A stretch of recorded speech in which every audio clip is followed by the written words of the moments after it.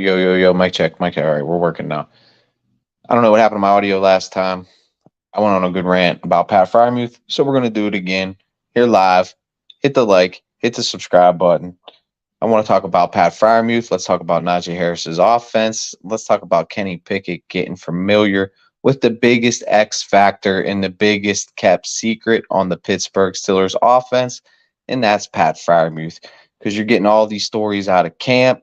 So I kind of just wanted to come with something a little bit different because you're hearing Deontay running his mouth, talking about how he's top five this, top 10 this, when all he's ever done is lead the league in drops, didn't score any touchdowns last year. Pickens talking about how he's going to be a Pro Bowl receiver this, Pro Bowl receiver that.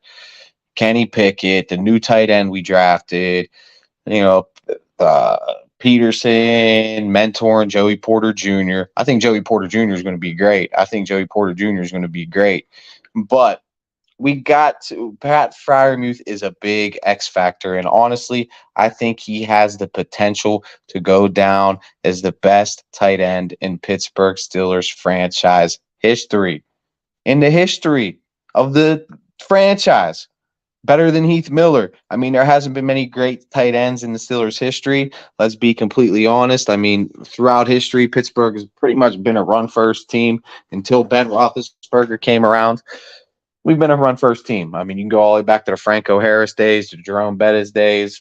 I mean, we never really had a franchise. I mean, Terry Bradshaw was a franchise quarterback, but let's be honest. The offense started and stopped around Franco Harris. That's why they retired the man's jersey. He was one of the best backs in the league, especially at the time. So, Pat Freiermuth last year had 63 catches, I believe it was, and 632 yards. It's 11.6 yards per clip. And he was one of the best tight ends in the league production-wise. And his rookie season he had like 400 yards, 60 catches, 7 touchdowns, though. Freiermuth only had 2 touchdowns last year, and that was the biggest problem for the Pittsburgh Steelers last year, was not being able to capitalize in the red zone and settling for 3 way many too many times. And I keep saying it in all my videos. And Pat Freiermuth is the guy. The tight end is the guy. It's the big target that you can take advantage on smaller safeties as a mismatch. And with this offense, this Canada offense that we haven't really got to see. Last year was the first year we really got to see the Canada offense, because I made a video and a live before talking about how Ben really didn't run Canada's offense. Ben went out there and ran Ben's plays, the 5 wide, the spread it out, the hurry up offense, the improv, basically. It's all improv. Ben was an improvisational quarterback. He wasn't an X's and O's quarterback. He just improvised out there. He just pretty much played backyard ball. He threw linebackers off his back. The play would break down, and then receivers would just go off their route, and it was just backyard football pretty much with Big Ben. And Kenny is a completely different quarterback. It's an on-time, on-rhythm offense, and that's what Matt Canada needs, a quarterback that's willing to run his offense, to get the plays on time, on rhythm, on point, 1, 2, 3, bop, 1, 2, 3, 4, bop, 1, 2, 3, 4, 5, bop, in your drop. That's how you're supposed to play the game of football, on time, on rhythm, and hit your receivers on route, in their rhythm, on time. As soon as even before they make their break, that ball's supposed to be out. So when they turn around, boom, that ball's hitting you right in the chest. All right, on your route, on time, delivered, ready to go. That's the way football is really supposed to be played, the way you're taught from midget to termite to middle school to high school to college, all the way up the line to the NFL. And Pat Freiermuth, and with this offense, it's obviously going to be a run-first offense. And that's what's going to make Pat Freiermuth the huge X factor for this offense, especially if Najee can get it going with the improvements to the offensive line, because we were a middle-of-the-pack team in terms of rushing the ball last year. We were 15th or 16th in the league. I think we were 16th in the league in rushing, 15th or 16th, something like that. So that's obviously why we didn't fire Matt Canada. He's still on contract, and we've seen reasonable expectations. Mike Tomlin was talking about it on the team on the Steelers YouTube the other day about reasonable expectations and reasonable progressions. And Pat Freiermuth last year had 632 yards, 63 catches, only 2 touchdowns. Like I said, his rookie year, he had 7 touchdowns. So to me, a reasonable expectations and reasonable progressions for Pat Freiermuth. I mean, is it crazy to say he can have 70 catches, 80 yards, 8 to 10 touchdowns? That would be huge for this offense, especially if he can capitalize in the red zone. And he can run any route in the route tree. The Steelers really has never had a tight end that can run every route in the route tree. Heath Miller was great, but let's be honest, he was a block first tight end. That's why we drafted him, because of his blocking ability. He was a great blocker who happened to go over the middle, was willing to take those tough catches over the middle, get hit, get hurt, and come up with those tough 3rd and 6s, 3rd and 5s, go in a goal line on a third and goal type situation, take that hit, hold on to the ball, come down with it. He was just an old, reliable tight end that would make the catch, but he's not like a big Tony Gonzalez and Antonio Gates, one of those type of guys. But Pat Freiermuth really has the athletic ability to do things like that. And especially, like I said, if Najee Harris gets going, another reasonable expectations is the Steelers being maybe a top 12, a top 10, a top 11, a top 13 team in terms of rushing the ball. I mean, we were middle of the pack last year, and we filled the 2 biggest holes in the offensive line in the offseason with the guard and our first round pick. So a reasonable progression to me is maybe 12, 13, 11, something like that in terms of rushing the ball and making defenses have to respect the run and have to put 8 men in the box. And when they put 8 men in the box, who normally covers a linebacker? The safety. So if you have a safety up in the box, worrying about Najee Harris, worrying about the run, you can send Pat Freiermuth on that go route, and he's going to have a lot of open seams down the field, in my opinion. And he is the biggest, best kept secret on this Steelers offense that nobody is even talking about, really, coming out of this camp. I haven't seen much reports coming out about Pat Freiermuth, and I really think this is going to be a big, big, big breakout year, more than anybody. He's already one of the best receivers on the team. He's already proven to be a top 5 tight end in the league, production-wise, last year. And if we can get 800 yards, 70 catches, 10 touchdowns out of Pat Freiermuth, you're going to see a lot of improvements on this offense, and this offense is really going to improve and be better, and it's going to open up everything. And then they will never know what's coming. They're going to have to respect the pass. They're going to have to respect the run. And once we get the ball moving on all cylinders, run game, offense, and the defense improves and gets back to the Pittsburgh Steelers par, because a lot of people want to hate on Matt Canada, but nobody was talking about Terrell Austin last year and how piss poor and pathetic that the Pittsburgh Steelers defense was last year. And that's just not the way the Pittsburgh Steelers operate. Having teams just straight gash us, just straight spread us like Moses spread the Red fucking Sea to free the Jews from the Pharaoh. Okay, that's literally what it was like last year. Pathetic how bad we were getting gashed by some of these goddamn teams on the ground, and how bad some of these teams just literally pushed our motherfucking shit in. All right. That's not the way the Pittsburgh Steelers win. We've won all 6 championships based off of defense. 4 in the 70s based off the Steel Curtain. The 2008 Super Bowl, I mean, the defense was ridiculous. In the 2010 Super Bowl, we had James Harrison playing at an MVP level. Still had Troy Polamalu. Ike shut down Island Taylor. Lamar Woodley coming off the edge, having one of his best years of his fucking career.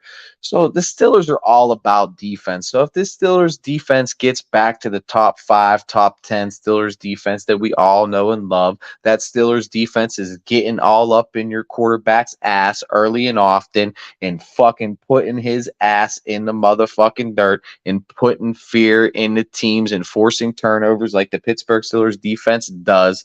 This offense is going to progress, and Pat Freiermuth is going to be the biggest X factor on this offense because we have Najee, we have Pickens, we got Deontay Johnson, we got Jalen Warren a good spell back to back up Najee Harris, and we got Anthony McFarland, who you can give him 2 or 3 touches a game that has the breakaway speed to take it to the house any given play on the field. And we have Gentry, and we obviously drafted the tight end out of Georgia, who's getting all kinds of hype out of training camp right now, who to me, his only assignment on this team is to block. He's an elite blocker. I've been watching him run his routes and stuff like that. He's really slow. I don't think he's a great route runner. Maybe he has good hands or whatever, but the dude's big. He's slow. He's not really going to get no separation on nobody in the league. He's just not. He's got size. He can box people out a little bit, but other than that, he doesn't have nowhere near the ability that Pat Freiermuth has.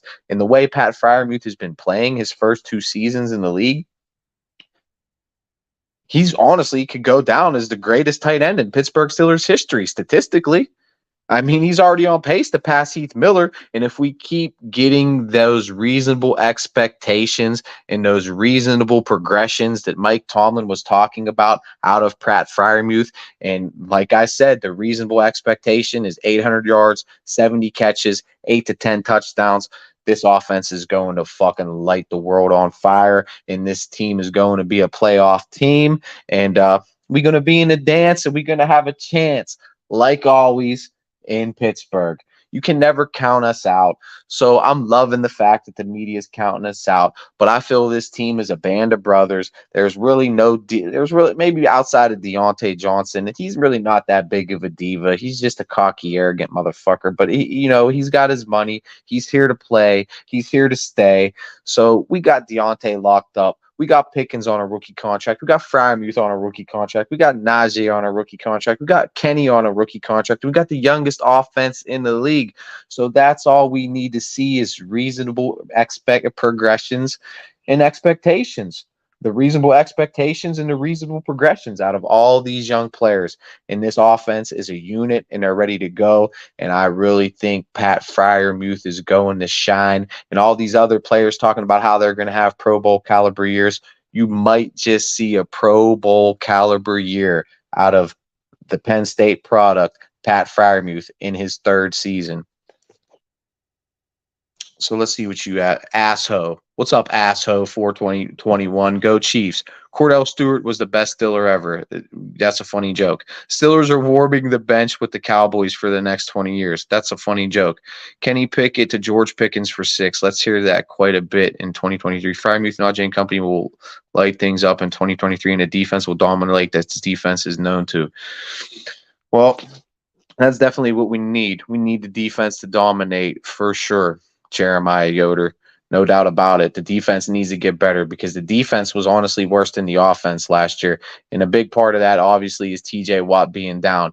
But we had huge holes at the inside linebacker position. We got rid of Miles Jack. We got rid of the whole entire inside linebacking core, and we have a new inside linebacking core. We got a healthy TJ Watt. We had Alex Highsmith, who's in a contract year, who had a huge year, who's hungry, who's looking to get paid. And after this season, we added another big hole in the secondary. Is we had a bunch of like number 2, number 3 caliber cornerbacks on this team, and we basically got a 1st-round pick with our 2nd pick in Joey Porter Jr. at the cornerback position. And we got one of the best cornerbacks ever to do it, Peterson, mentoring this young defensive back group here in Pittsburgh. And we got Minkah Fitzpatrick. And I think we got improvements with Casey at the safety position because Terrell Edmonds is really not good. And then we signed that good power. Basically, he's like a hybrid safety who can come in on running situations and be just a hit stick type of safety. So we got a very, very deep secondary, very, very deep linebacking core, and a very, very, very deep defensive line core. And I think you're going to see a lot of improvements out of the defense, and the Pittsburgh Steelers defense is going to get back on track. And we're just going to, like Tomlin's saying, reasonable expectations and reasonable progressions out of this young offense. And we're going to be in the dance, baby. So here we go, Steelers. Hit the like, hit the subscribe, hit the notification. We're going to get back on track. And we're going to show all these little bitches in the AFC North who's the kings. And that's the Pittsburgh Steelers. And it's always going to be, because it starts at the top.